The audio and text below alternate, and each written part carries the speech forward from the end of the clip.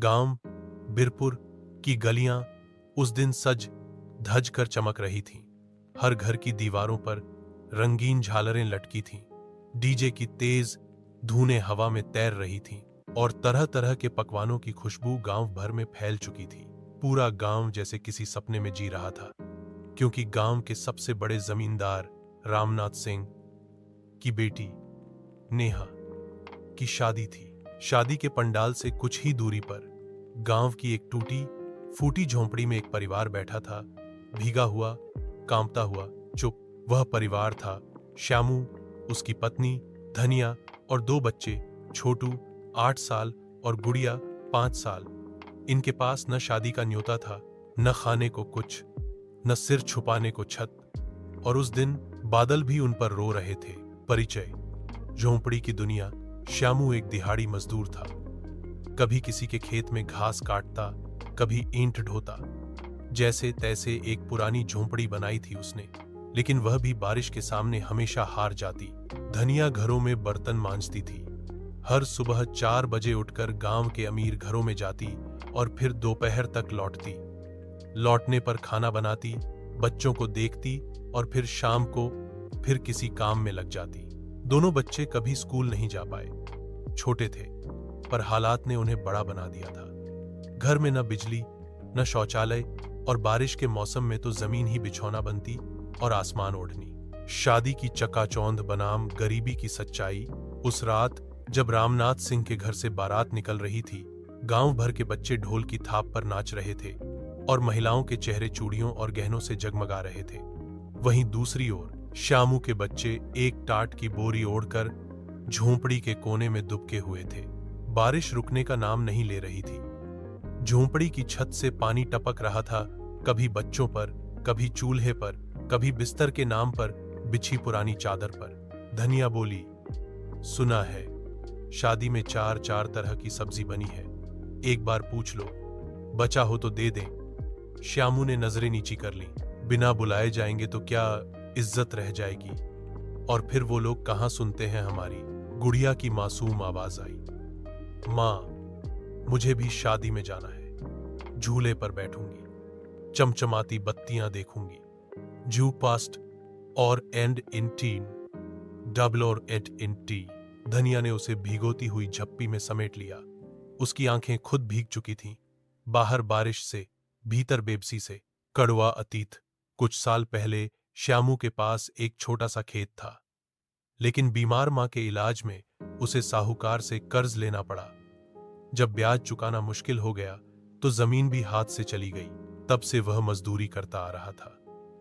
सरकारी योजना में नाम जुड़ा, पर राशन कार्ड अब तक नहीं बना। घर के नाम पर सिर्फ वो झोंपड़ी थी जिसे खुद मिट्टी, बांस और बोरे से तैयार किया गया था। जब भी चुनाव आता, नेता आते, वादे करते, पक्की छत देंगे, गैस देंगे, स्कूल भेजेंगे, लेकिन जैसे ही वोट पड़ता सब गायब हो जाते। बारिश की उस रात का सच, रात के 10 बजे थे। शादी के पंडाल से हंसी ठिठोली की आवाजें आ रही थीं, तेज लाइटें जल रही थीं, लेकिन श्यामू के घर में अंधेरा था, बिजली नहीं थी। बारिश तेज हो गई, झोंपड़ी की छत एक कोने से गिर गई। छोटू का सिर भीग गया। वह उठकर बोला, बाबा, अब हम कहां सोएंगे? श्यामू ने बाहर जाकर एक पुराना तिरपाल फेंका और उसके नीचे चारों बैठ गए। धनिया का शरीर बुखार से तप रहा था, लेकिन उसके पास न दवा थी, न गर्म कपड़ा। वो अपनी पुरानी साड़ी से बच्चों को लपेटने की कोशिश कर रही थी। श्यामू की आंखें बार बार शादी के पंडाल की ओर जाती थीं। वहां संगीत, मिठाई, फूल और हंसी थी। यहां उसके पास सिर्फ भीगी जमीन थी और कांपते हुए बच्चे। एक संयोग, चुपके से आई दया। वहीं शादी में नेहा दुल्हन बालकनी से सब कुछ देख रही थी। उसकी नजरें उस तिरपाल पर पड़ी जिसके नीचे 4 लोग सिकुड़े हुए बैठे थे। वह चौंक गई। उसने अपने पिता रामनाथ से कहा, पापा, सामने वो परिवार बारिश में भीग रहा है, कुछ मदद कीजिए ना। रामनाथ ने कहा, बेटा, शादी के समय मन खराब मत करो, ये तो रोज का दृश्य है, तुम आराम करो। नेहा की आंखों में आंसू आ गए।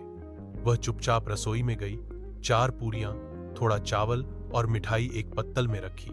और नौकर के हाथों श्यामू के पास भिजवाई। श्यामू ने पत्तल ली, पर पूछा नहीं कि भेजा किसने।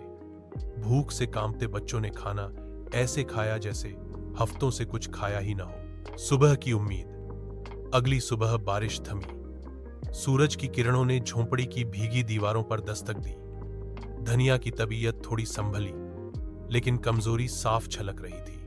तभी एक आदमी साइकिल पर आया। उसने एक टिफिन और गर्म कंबल थमाया नेहा की ओर से। उसने सिर्फ इतना कहा, बिटिया जी ने भेजा है, कहा है कि आपकी बेटी को वह स्कूल भेजवाएंगी। श्यामू की आंखें भर आईं। उसने कंबल को देखा, फिर झोंपड़ी की टूटी छत की ओर देखा और कहा, भगवान किसी की बेटी ऐसी ही बनाए जो दूसरे की बेटी को पढ़ा सके। कुछ महीने बाद, नेहा की शादी के बाद वह शहर लौट गई, लेकिन उसने जो वादा किया था निभाया। राधा अब गांव के स्कूल में पढ़ रही थी। किताबें, बैग और यूनिफॉर्म सब मिले। नेहा ने एक नौ से संपर्क कर श्यामू के परिवार के लिए एक छोटा सा पक्का कमरा बनवाया। बिजली भी जुड़ गई, एक छोटी गैस सिलेंडर भी। श्यामू अब पंचायत भवन में सफाई का काम करता है। कम सही, पर नियमित आमदनी। धनिया की दवाइयां अब समय पर आती हैं और छोटू भी स्कूल में दाखिल हो गया है।